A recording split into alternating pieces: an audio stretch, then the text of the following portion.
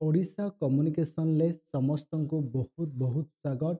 Wasted 2024 को नहीं अनेक डाउट रही जमी टू स्कूल सब्जेक्ट एवं जदि स्कूलिंग सब्जेक्ट ना कौन करेंगे कि 200 मार्क को नहीं अनेक प्रश्न रही सहित जो मैंने हिंदी संस्कृत रही से माने आर्ट्स सहित हिंदी संस्कृत बा मल्टीपल एप्लाई करें कि नहीं, जो मैंने वर्तमान समय फास्ट इयर एडमिशन कर एवं जो मैंने एग्जाम दे सारी किंतु सेमानकर रिजल्ट आसी नहीं, यह सहित आपणकर जो क्वेश्चन मीडियम कौन क्वालिफाइंग मार्क कौन एवं जो आपणकर स्कूल सब्जेक्ट जोटा कम्युनिकेटिव इंग्लिश एगुड़ा को स्कूल सब्जेक्ट रे काउंटिंग करा जिवो कि नहीं एवं आपन को बहुत सारा इनफॉरमेशन ये गोटे वीडियो रे मिल जिवो। देखो प्रथमतः आपण मानकर बहुत प्रश्न रोची जे स्कूल सब्जेक्ट को नहीं से स्कूल सब्जेक्ट को नहीं आम प्रथम आलोचना करवा एवं परे परे अन्य समस्त जिनस को आम आलोचना करवा। देख वेस्टेड आपणकर केतोटी सेक्शन ले आवेदन करा जाए सेटा प्रथमे जानि रख। वेस्टेड रे कौन थाए ना दुईटी कैटेगरी अच्छी। गोटे कैटेगरी अच्छी आपणकर कौन ना आपणकर जोटे कि आपणकर TGT arts then TGT CBZ TGT PCM एवं आपणकर या सहित संस्कृत हिंदी आपणकर तेलुगु एवं उर्दू एतिकी एटा रोचे आपणकर कैटेगरी 1। कैटेगरी 2 रे आपणकर कौन रोची ना पीटी जोटा कि physical education teacher. Physical education teacher रे सब्जेक्ट को नहीं कौन प्रॉब्लम नहीं, सब्जेक्ट कॉम्बिनेशन को नहीं जो प्रॉब्लम होची आमे से जिनसटा प्रथम आलोचना करवा।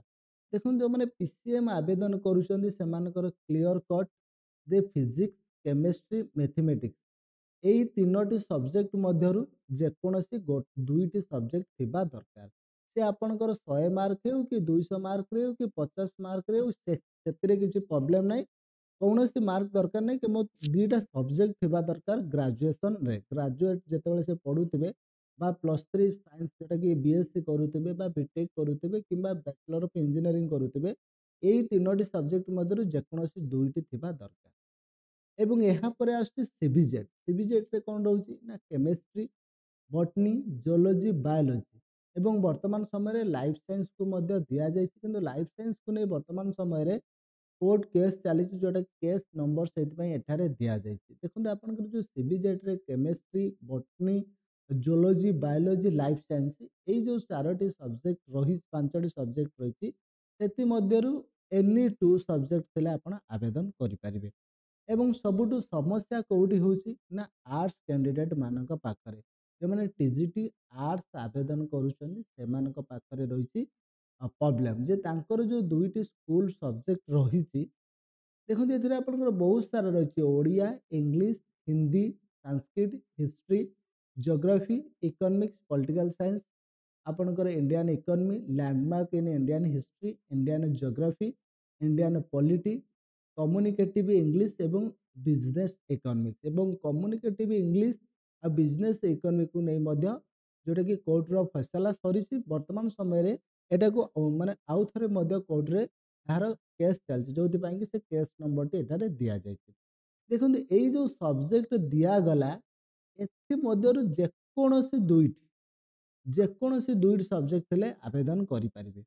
मनेकर जड़े कैंडिडेट्स ओडिया अच्छी इंग्लिश अच्छी से आवेदन कर हिंदी अच्छी संस्कृत अच्छी से टीजीटी आर्ट्स आवेदन कर हिस्ट्री अच्छी जियोग्राफी अच्छी से आवेदन कर एथिरे कौनसी भी असुविधा हेबो नाही जेकोसी स्कूल सब्जेक्ट थिले से आवेदन कर एवं यह सहित आपणकर जो जड़े मनकर गोटे आर्ट्स कैंडिडेट तांकर इकोनॉमी अच्छी एवं कम्युनिकेटिव इंग्लिश अच्छी से आवेदन कर मन रखु आ जमा भी पचारे जे 200 मार्क दरकार कि नहीं एटा आवश्यकता नहीं केवल दुईटी सब्जेक्ट थिबा दरकार यहीटा हूँ यार जोटा कि आपंकर क्राइटेरिया। एवं बहु वर्तमान समय जो हिंदी संस्कृत को नहीं जो समस्त मनरे बहुत बड़ द्वंद्व थिला। देखो हिंदी संस्कृत रे कौन रही असुविधा कौन रही सुविधा ना हिंदी संस्कृत रे जो मनकर जड़े कैंडिडेट्स हिंदी बीएड करिछि बीएससी करिछि बा बीडी इन हिंदी करिछि से आवेदन करि परिबो। एवं या सहित जड़े नॉर्मली +3 रे हिंदी गोटे सब्जेक्ट रखी ହିନ୍ଦୀ ସବଜେକ୍ଟ ରଖିଛି କିନ୍ତୁ ବିଏଡ୍ କରିଛି ସେ ମଧ୍ୟ ଆବେଦନ କରିପାରିବ, କିନ୍ତୁ ତାଙ୍କର ହିନ୍ଦୀ ଥିବା ଦରକାର। ଏବଂ ଏହା ସହିତ ସାଂସ୍କ୍ରିଟ ଯେଉଁ ରହିଛି, କ୍ଲାସିକାଲ ଟିଚର ସାଂସ୍କ୍ରିଟ, ଯେଉଁମାନେ ଆପଣଙ୍କର ଶିକ୍ଷା ଶାସ୍ତ୍ରୀ, ତାଙ୍କୁ ସାଂସ୍କ୍ରିଟ ବିଏଡ୍କୁ ଆପଣଙ୍କର କ'ଣ କୁହାଯାଏ? ଶିକ୍ଷା ଶାସ୍ତ୍ରୀ ବୋଲି କୁହାଯାଏ। ଶିକ୍ଷା ଶାସ୍ତ୍ରୀ ଯଦି କରିଛି ସେ ଆବେଦନ କରିପାରିବ। ନର୍ମାଲ ଜଣେ କ୍ୟାଣ୍ଡିଡେଟ୍ ତାର +3ରେ ଗୋଟେ ସାଂସ୍କ୍ରିଟ ସବଜେକ୍ଟ ଅଛି, ମେ ବି ସେଟା ଅନର୍ସ ହେଇପାରେ, ଇଲେକ୍ଟିଭ ହେଇପାରେ, ପାସ୍ ହେଇପାରେ, ଅପସନାଲ ହେଇପାରେ, ସାଂସ୍କ୍ରିଟ ଗୋଟେ ସବଜେକ୍ଟ ଅଛି ଏବଂ ଏହା ସହିତ ସେ ନର୍ମାଲ ବିଏଡ୍ କରିଛି, ସେ ମଧ୍ୟ ସାଂସ୍କ୍ରିଟ ପାଇଁ ଆବେଦନ କରିପାରିବ। ଯେଉଁ ହିନ୍ଦୀ ସାଂସ୍କ୍ରିଟରେ ଯେଉଁ ଥିଲା କେବଳ ହିନ୍ଦୀ, କେବଳ ସାଂସ୍କ୍ରିଟ ବିଏଡ୍ ପିଲା ଆବେଦନ କରିବ ତାହା ନୁହେଁ, ଯେଉଁମାନେ ହିନ୍ଦୀ ସାଂସ୍କ୍ରିଟ ବିଏଡ୍ କରିଛନ୍ତି ସେମାନେ ବି ଆବେଦନ କରିପାରିବେ। ଯେଉଁମାନେ ନର୍ମାଲ ବିଇଡି କରିଛନ୍ତି କିନ୍ତୁ ଗ୍ରାଜୁଏସନରେ ସେମାନଙ୍କର ସାଂସ୍କ୍ରିଟ କିମ୍ବା ହିନ୍ଦୀ ଗୋଟିଏ ସବଜେକ୍ଟ ଅଛି, ସେମାନେ ଆବେଦନ କରିପାରିବେ। ଏବଂ ବର୍ତ୍ତମାନ ସବୁଠୁ କ୍ୱେଶ୍ଚନ୍ ହେଉଛି ଯେ ମଲ୍ଟିପୁଲ ପାଇଁ ଆବେଦନ କରିପାରିବ କି ନାହିଁ। ଜଣେ କ୍ୟାଣ୍ଡିଡେଟ୍ ଏକା ସାଙ୍ଗରେ ଟିଜିଟି ଆର୍ଟ୍ସ ଯଦି ତାର ସାଂସ୍କ୍ରିଟ ଅଛି ସାଂସ୍କ୍ରିଟ ପାଇଁ, କିମ୍ବା ଟିଜିଟି ଆର୍ଟ୍ସ ସହିତ ଯଦି ତାର ହିନ୍ଦୀ କମ୍ବିନେସନ୍ ହେଉଛି ହିନ୍ଦୀ ପାଇଁ ଆବେଦନ କରିପାରିବ କି ନାହିଁ। ଦେଖନ୍ତୁ ସେ ଯାହା ବି ହଉ ଗୋଟିଏ ହିଁ ଆବେଦନ କରିବ, ମଲ୍ଟିପୁଲ ତାକୁ ଚାନ୍ସ ଦିଆଯିବ ନାହିଁ। ଗୋଟିଏ ସମୟରେ ଗୋଟିଏ ସିଫ୍ଟରେ ପରୀକ୍ଷା କରାଯିବ, ଯେଉଁଟାକି ଆପଣଙ୍କର କ୍ୟାଟାଗୋରୀ 1ରେ ଆପଣଙ୍କର ଗୋଟେ ସିଫ୍ଟରେ ଏକ୍ଜାମ ହେବ ଏବଂ ସେକେଣ୍ଡ ସିଫ୍ଟରେ କ୍ୟାଟାଗୋରୀ 2ରେ ଏକ୍ଜାମ କରାଯିବ, ଯେଉଁଟାକି ପିଟ୍ରେ ଆପଣଙ୍କର ମଲ୍ଟିପୁଲ ସିଫ୍ଟରେ ଏକ୍ଜାମ ହେବନି କି ମଲ୍ଟିପୁଲ ଦିଆଯିବନି। ବର୍ତ୍ତମାନ ତାହା ମଧ୍ୟ ଗାଇଡଲାଇନରେ ଲେଖାଯାଇ ନାହିଁ। ସେଥିପାଇଁ ଆପଣଙ୍କୁ ଗୋଟିଏ ପୋଷ୍ଟ ପାଇଁ ଆବେଦନ କରିବା ପାଇଁ ପଡ଼ିବ। ଆଇଦର ଟିଜିଟି ଆର୍ଟ୍ସ ପାଇଁ କରିବେ, ନହେଲେ ଆପଣଙ୍କର ହିନ୍ଦୀ ପାଇଁ କରନ୍ତୁ କି ସାଂସ୍କ୍ରିଟ ପାଇଁ କରନ୍ତୁ ଯଦି ସବଜେକ୍ଟ କମ୍ବିନେସନ୍ ଅଛି। ଏବଂ ଆଉ ଗୋଟେ କଥା କୁହନ୍ତି ଯେ ଯେଉଁମାନେ ମନେକର ବିଏସସି କରିଛନ୍ତି କିନ୍ତୁ ସେମାନଙ୍କର ହିନ୍ଦୀ ଅଛି, ମନେକର ବିଏସସି କରିଛନ୍ତି ସେମାନଙ୍କର ସାଂସ୍କ୍ରିଟ ଅଛି, ସେମାନେ କ'ଣ ଆବେଦନ କରିପାରିବେ? ନା। କାହିଁକି ଆବେଦନ କରିପାରିବେନି? ନା ସେଇଠି ଆପଣଙ୍କର ନର୍ମାଲି ଦେଖି ଦେଖନ୍ତୁ ବ୍ୟାଚଲର ଡିଗ୍ରୀ ସାଂସ୍କ୍ରିଟ ଆପଣଙ୍କର ଆର୍ଟ୍ସରେ ହିଁ କରିଥିବା ଦରକାର। ଏବଂ ଏଠି ହିନ୍ଦୀରେ ଯଦି ଦେଖିବେ ଆପଣଙ୍କର ସେମ୍ ଜିନିଷ ଲେଖା ହେଇଛି, ବ୍ୟାଚଲର ଡିଗ୍ରୀ ଯେ ଆପଣଙ୍କର ହିନ୍ଦୀ ଗୋଟେ ସବଜେକ୍ଟ ରଖି କରିଥିବା ଦରକାର। କେବଳ ଆର୍ଟ୍ସକୁ ନେଇ ଏହି କ୍ୟାଣ୍ଡିଡେଟ୍ ଏହି ଆବେଦନ କରିପାରିବେ। ଦେନ୍ ଆପଣଙ୍କର ଏଇଟା ମଲ୍ଟିପଲ କରିପାରିବେନି, ଏଇଟା ଆପଣଙ୍କର କ୍ଲିୟର କଟ୍ ହେଇଗଲା। ଏବଂ ଏହାପରେ ସବୁ ଯେଉଁ କଥା କହୁଛନ୍ତି ଯେ ଫାର୍ଷ୍ଟ ଇୟର ଆପ୍ଲାଏ କରିପାରିବେ କି ନାହିଁ।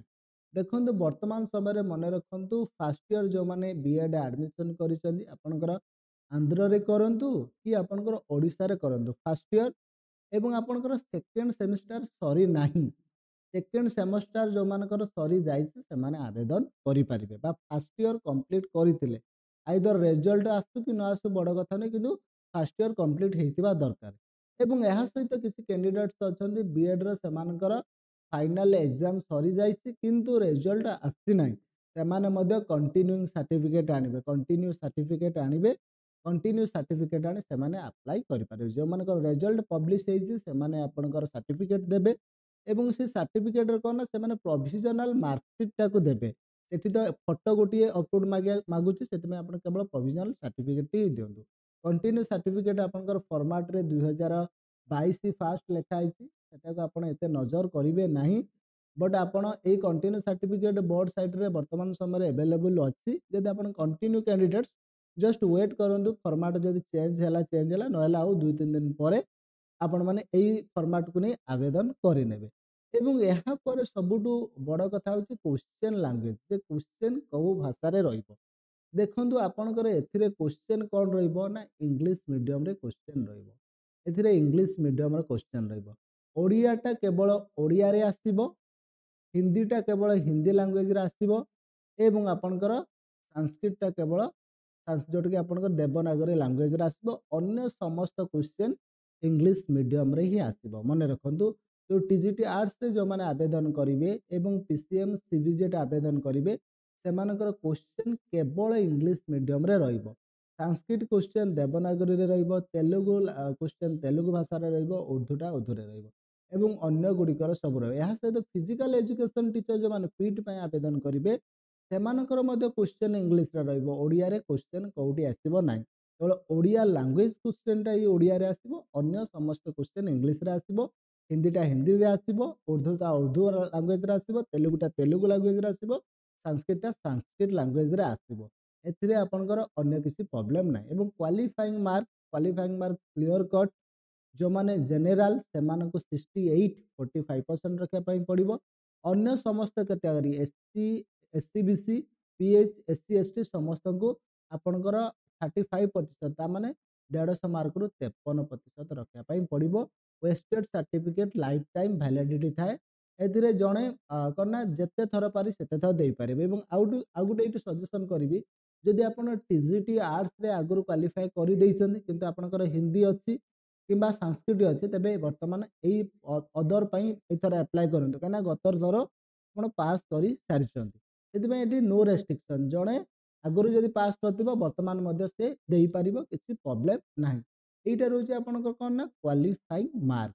ଏବଂ ପାଖାପାଖି ଆମେ ସମସ୍ତ ଯେଉଁ କଥାକୁ ନେଇ ଡାଉଟ୍ ଥିଲା ସେଇ କଥାକୁ ଆମେ ଆଲୋଚନା କରିସାରିଲେଣି। ଦେନ୍ ଆପଣଙ୍କର ଯେଉଁ କୋଶ୍ଚେନ୍ର ଯେଉଁ ରହିଛି ଯେଉଁ କୋଶ୍ଚେନ୍ ପ୍ୟାଟର୍ନ ଦେଖନ୍ତୁ, ଯେଉଁଟା ସେକ୍ସନ୍ 1 ଆଉ 2 ରହିବ, ଯେଉଁଥିରେ କି ଓଡ଼ିଆ ଇଂଲିଶ ଏ ସମସ୍ତଙ୍କ ପାଇଁ ରହିବ। ପିଇଟି ପାଇଁ ରହିବ, ଟିଜିଟି ଆପଣଙ୍କର ପିସିଏମ୍ ସିବିଜେଟ୍ ଆପଣଙ୍କର ଆର୍ଟ୍ସ, ଦେନ୍ ଆପଣଙ୍କର ହିନ୍ଦୀ ସାଂସ୍କ୍ରିଟ ଆଉ ଉର୍ଦ୍ଦୁ ତେଲୁଗୁ ସମସ୍ତଙ୍କ ପାଇଁ ଏଇ 20 ମାର୍କ 40 ମାର୍କ ରହିବ।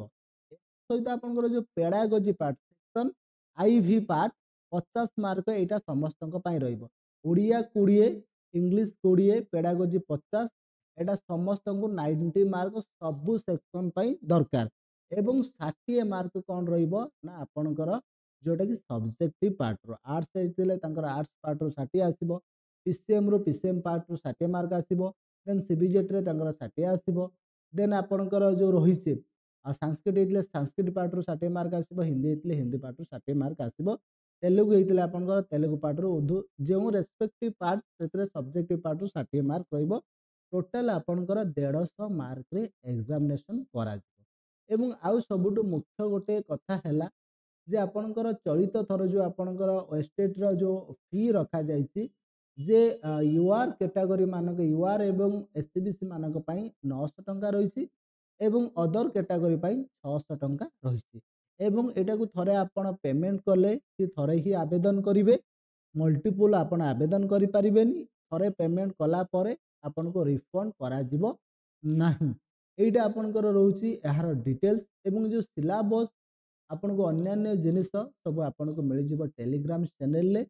ଏବଂ ଆପଣଙ୍କର ଯେଉଁ ସବୁ କଥାକୁ ନେଇ କନଫ୍ୟୁଜନ୍ ଥିଲା ଯେ ସମସ୍ତ କଥାକୁ ମୁଁ ଏଇଠି କ୍ଲିଅର କରିଦେଲି। ଫିର୍ ବି ଯଦି କିଛି ଡାଉଟ୍ ରହିବ କମେଣ୍ଟ ବକ୍ସରେ ମୋତେ ପଚାରି ପାରିବେ, ମୁଁ ଟ୍ରାଏ କରିବି ମେସେଜ ମାଧ୍ୟମରେ ସଲ୍ଭ କରିବା ପାଇଁ। ଆଜି ପାଇଁ ଏତିକି, ପୁଣି ଦେଖା ହେବ ଗୋଟେ ଲାଟେଷ୍ଟ ଅପଡେଟରେ। ସେ ପର୍ଯ୍ୟନ୍ତ ବିଦାୟ ନେବା। ଜୟ ଜଗନ୍ନାଥ, ଜୟ ଓଡ଼ିଶା, ଥ୍ୟାଙ୍କ ୟୁ।